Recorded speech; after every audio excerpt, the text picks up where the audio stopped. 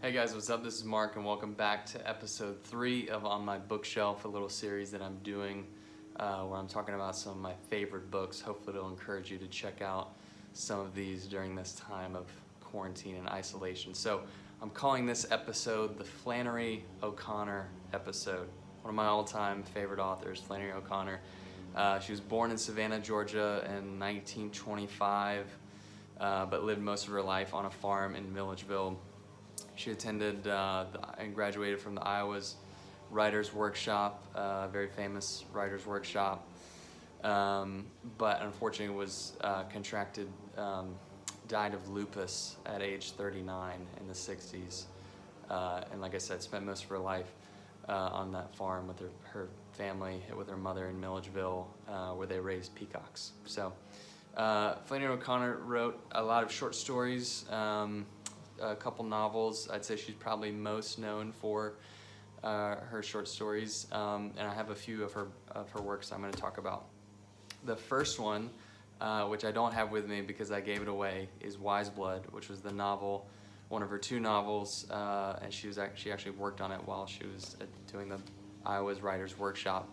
I definitely recommend it. I would probably start with her short stories, but if you like her stories and her style, definitely check out Wise Blood. And if you have my copy of Wise Blood, please return it. That's really what this series is all about. It's just me trying to get the message out to those people who have loaned books from my library that I can't remember who I loaned them to, and it's just to try to get them all back. So anyway, check out Wise Blood.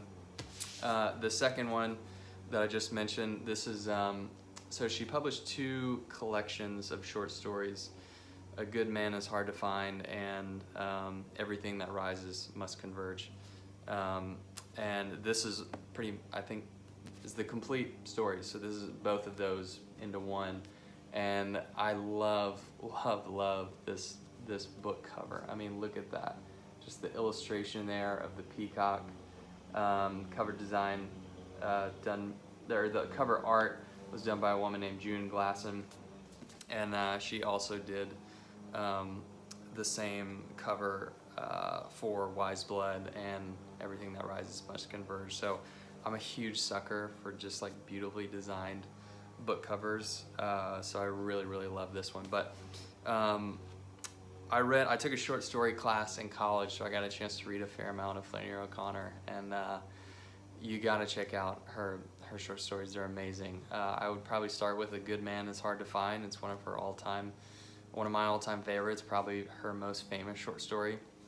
And then also Revelation, which both are here in this collection. And if you've never read her work, she was a devout Catholic, and she wrote in a very interesting style. Some people call it Southern Gothic or grotesque. But a lot of what she wrote about a lot of violence, which is kind of interesting for someone who's, a devout person of faith. But she sort of comes at the topic of faith and grace and self-righteousness in a really fascinating way. I mean, some of her characters are just so memorable and indelible, like Hazel Motes from Wise Blood, or the grandmother from,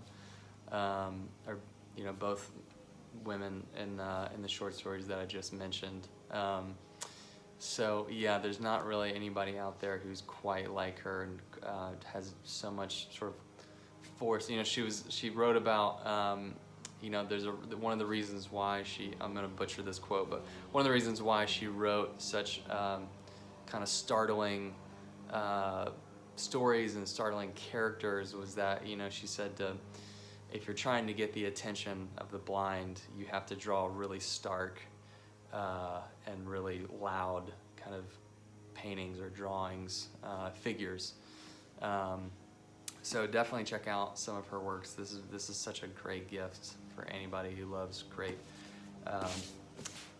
stories. But I also want to talk about a hidden gem that my wife gave me, I think, for my birthday one year, and I have really adored it, and I think it's so worth your time if you love Flannery O'Connor. But it's her prayer journal. So a lot of people don't know this, but she kept a journal throughout her life, and especially when she was attending the Iowa's Writers Workshop, and she journaled a ton. And it's her prayer journal. I mean, it's incredibly intimate, and I loved reading these entries. So I just want to read you one here, just to give you a taste. It says, "Dear God, I cannot love thee the way I want to. You are the slim crescent of a moon that I see, and myself is the earth's shadow that keeps me from seeing all the moon. The crescent is very beautiful, and perhaps that is all one like I am should and could see. But what I am afraid of, dear God, is that my self-shadow, will grow so large that it blocks the whole moon, and that I will judge myself by the shadow that is nothing. I do not know you, God, because I am in the way.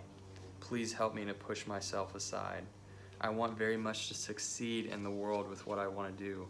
I've prayed to you about this with my mind and my nerves on it, and strung my nerves into a tension over it, and said, oh God, please, and I must, and please, please. I have not asked you, I feel, in the right way. Let me henceforth ask you with resignation, that not being or meant to be a slacking up in prayer, but a less frenzied kind, realizing that the frenzy is caused by an eagerness for what I want and not a spiritual trust. I do not wish to presume. I want to love. Oh God, please make my mind clear. Please make it clean. I ask you for a greater love for my Holy Mother, and I ask her for a greater love for you. Please help me to get down under things and find where you are. Please help all the ones I love to be free from their suffering. Please forgive me." Just incredible stuff. What I love about this journal is you really, not only get a peek inside her relationship with God, but you really see a beautiful picture of an artist wrestling over her craft and her skill with the Lord, and questioning her own motivations. So really can't recommend this one enough. Like I said, it's an amazing gift, really a hidden gem. So make sure to check out her prayer journal, the complete stories, Wise Blood, Everything That Rises Must Converge. And thanks again for watching.